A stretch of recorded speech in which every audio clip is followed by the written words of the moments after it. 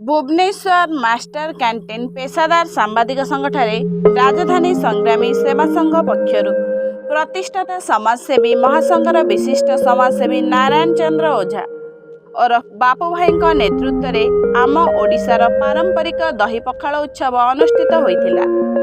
एथिरे समस्त समाजसेवी भाई भौणी माने उपस्थित रही दही पखाल उत्सवर मजा नैथिले।